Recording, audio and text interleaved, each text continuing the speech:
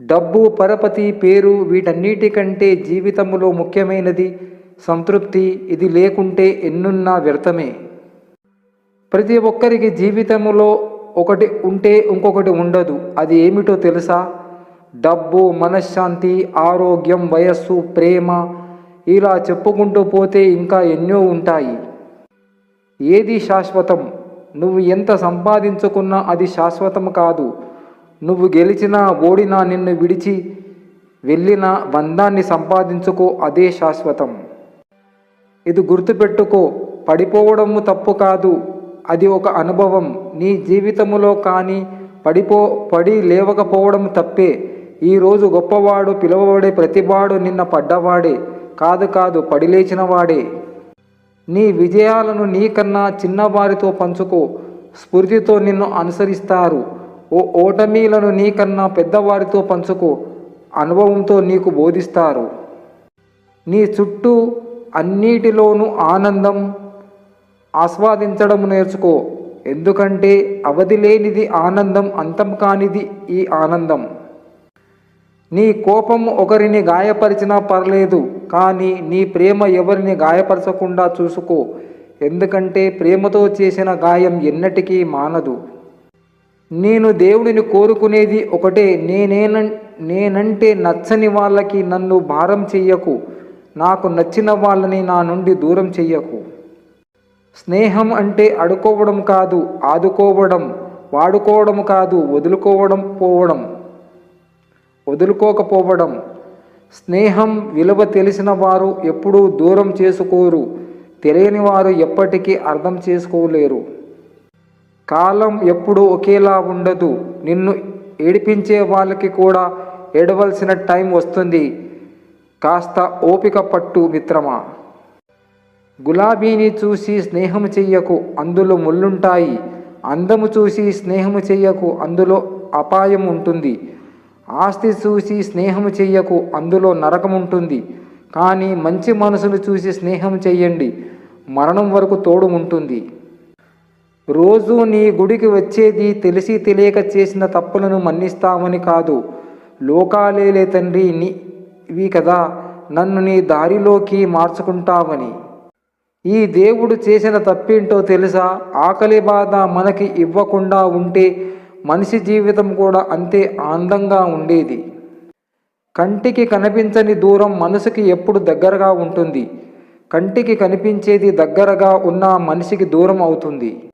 గడిచిపోయిన కాలం బాగుంటుంది, జ్ఞాపకాలతో మళ్ళీ తిరిగి రాదు. కాబట్టి రాబోయే కాలం అందంగా ఉంటుంది, మనకు నచ్చినట్లు ఊహించుకుంటాం. కాబట్టి ప్రస్తుత కాలం కష్టంగా ఉంటుంది, ఎందుకంటే అనుభవిస్తున్నాం కాబట్టి. మన జీవితంలో పోగొట్టుకున్న వాటికంటే దేవుడు మనకు ఇవ్వబోతున్నవే శ్రేష్టమైనవి.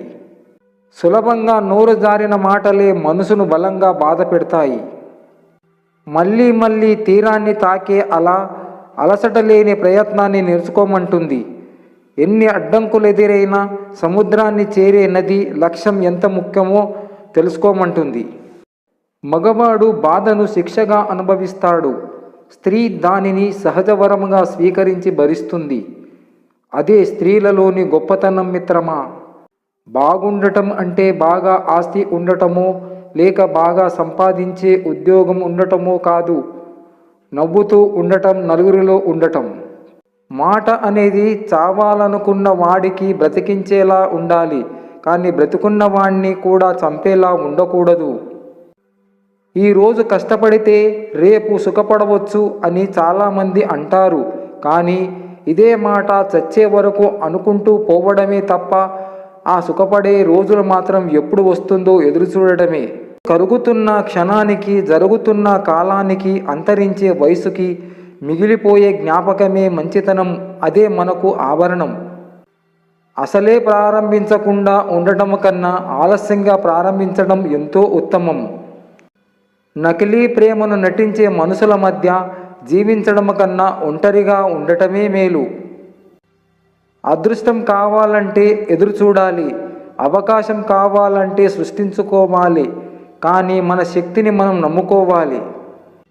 జరగదు అని తెలిసినా దొరకదు అని అర్థమైన మనస్సు ఎదురు చూడడం మాత్రం ఆపడం లేదు. ఇసుక గొప్పతనం మనం కాలితో ఎంత కిందికి తొక్కినా ఎప్పుడూ కాలి కిందే ఉండిపోదు, మన పాదంపైనే ఉంటుంది. నలిగినంత మాత్రాన కరెన్సీ నోటు విలువ తగ్గిపోదు, ఓడినంత మాత్రాన మనిషి జీవితం ఆగిపోదు. చదువు ద్వారా సంస్కారం నేర్చుకున్నవాడు, అనుభవాల ద్వారా గుణపాఠం నేర్చుకున్నవాడు జీవితంలో ఎప్పటికీ ఓడిపోడు. కష్టాలు ఏడ్చినా పోవు, సుఖాలు నవ్వినా రావు. అలవాటైతే కష్టాలే సుఖాలవుతాయి. నీ సుగుణం నిన్ను రాజును చేస్తే నీ మూర్ఖత్వం నిన్ను బానిసను చేస్తుంది. నువ్వు నేర్చుకోవడానికి సిద్ధంగా లేకపోతే నిన్నెవరు బాగు చేయలేరు. నీవు నేర్చుకోవడానికి సిద్ధంగా ఉంటే నిన్నెవరు ఆపలేరు. ఎప్పటి వరకు నువ్వు పనికొస్తావో అప్పటి వరకే తలుచుకుంటుంది ఈ లోకం. అవసరమైనవి ముట్టించిన తర్వాత వెలిగించిన అగ్గిపుల్లను ఆర్పేసి విసిరేసే పద్ధతి. ఎప్పుడైనా చిన్న పిల్లలు వర్షం ఎక్కడ నుండి వస్తుంది అని మనని అడిగితే దేవుడు కురిపిస్తాడు అని కాకుండా మనం ఒక్క మొక్క నాటితేనే ఒక చుక్క వర్షం వస్తుందని చెప్పండి. ఆశించడం ఆపితే ఆనందం మొదలవుతుంది, శాసించడం ఆపితే సంతోషం మొదలవుతుంది. అన్నం లేకపోవడమే పేదరికం కాదు, కుటుంబంలో ఆప్యాయత లేకపోవడమే అసలైన పేదరికం. ఒక్కసారి నేను వద్దు అనుకున్న వస్తువులనే తాకను, అలాంటిది నన్ను దూరం చేస్తూ వద్దు అనుకున్న వాళ్లను కన్నెత్తైనా చూడను. ఎంత ధనమున్నా ఆకలి వేస్తే తినేది ఆహారాన్నే. మనకు ఎంత గుర్తింపు ఉన్నా అందరూ చూసేది మన గుణాన్నే. లేనివాడు కదా ఏమి చెయ్యడు అనుకోవద్దు, ఎందుకంటే లేనివాని దగ్గర కోల్పోవడానికి ఏమీ ఉండదు. ఏదైనా చేయడానికి సిద్ధపడగలడు, భయపడడు.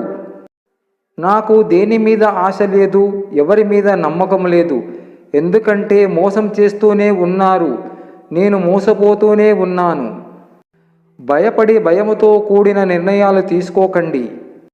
ఆ రోజుల్లో అమ్మమ్మ వాళ్ళ ఇంట్లో పుట్టేవాళ్ళం, అమ్మమ్మ వాళ్ళ ఇంటికి వెళ్ళేవాళ్ళం. ఈ రోజుల్లో హాస్పిటల్లో పుడుతున్నాం, తరచూ హాస్పిటల్కి వెళ్తున్నాం. మగాడు ఎప్పుడైనా సింహం లాంటోడే, కాకపోతే పెళ్లికి ముందు గర్జించే సింహం, పెళ్లి తర్వాత సర్కస్ సింహం, అంతే తేడా. ఈ ప్రపంచంలో మనుషుల కంటే జ్ఞాపకాలే విలువైనవి అవుతాయి ఒకరోజు. ఎందుకంటే మనుషులు వదిలేసి పోవచ్చు, జ్ఞాపకాలు ఎప్పటికీ మనతోనే ఉంటాయి. మౌనం కొన్ని మాటలకి పునాది, మరికొన్నిటికి సమాధి. క్షణాల్లో సంతోషం, క్షణాల్లో బాధ. అందమైన ప్రపంచములో అర్థం కాని ఈ జీవితం. మార్పు చూడాలని కోరిక ప్రతి ఒక్కరిది, మారడానికి ముందుకు కదలదు అడుగు ఏ ఒక్కరిది. ప్రేమ ప్రేమని ప్రేమిస్తుందంటారు, అది తప్పు. నిజమైన ప్రేమ ఎన్నడూ తిరిగి ఆశించదు. మనల్ని పొగిడితే కుక్కని కూడా సింహం అంటారు, అదే విమర్శిస్తే సింహాన్ని కూడా కుక్క అని తిడతాం. నిజానిజాలతో పని లేదు, ఆత్మస్థితితో అస్సలు అవసరం లేదు. జీవితంలో ఏది శాశ్వతం కాదు, శాశ్వతము అన్నది అబద్ధం. కలవడం విడిపోవడం మధ్యలో ఉన్న జీవితమే అద్భుతం. సంతృప్తి అంటే నచ్చిన వాటి కోసం వెంపర్లాడటం కాదు, ఉన్న వాటితో ఆనందపడటం. స్నేహం అంటే భుజాలపై చేతులు వేసి మాట్లాడడం కాదు, మన కష్ట సమయాలలో వెన్నంటి నడిచేవాడే నిజమైన స్నేహితుడు. ఏం జరిగినా మన ప్రయత్నాన్ని కొనసాగించే ధైర్యమే జీవితం. నీ గురించి నువ్వు నిజం చెప్పినా ఎవ్వరూ నమ్మరు, అదే నీ గురించి నీ పక్కవాడు అబద్ధం చెప్పినా నమ్ముతారు. ఎందుకంటే ప్రతివాడు తానే మంచి అనిపించుకోవాలని అనుకుంటారు, చెప్పేవాడైనా వినేవాడైనా. బంధాలకు విలువ ఇస్తే బాధిస్తున్నారు, స్నేహానికి విలువ ఇస్తే మోసం చేస్తున్నారు, ప్రేమకు విలువ ఇస్తే అలుసుగా చూసుకుంటున్నారు, సాటి మనిషిగా విలువ ఇస్తే హింసిస్తున్నారు, చివరికి ప్రాణాలకు విలువ ఇస్తే మరణాన్ని ఇస్తున్నారు. లోకం మారిపోయిందయ్యా శివయ్య. ముక్తికి సమయం వచ్చినప్పుడు నీ చుట్టూ నీ ఉన్న బంధాలు, నీ అనుకున్న వాళ్ళు అందరూ దూరం అవుతారు. మనిషి యొక్క అసలు నైజాం ఆశపడినది చేతికి అందగానే మరొక దాని మీద ఆశపడటం.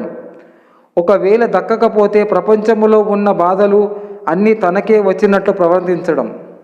మాట నిచ్చెన లాంటిది, ఎత్తుకు తీసుకోపోగలదు, కిందకు పడేయగలదు.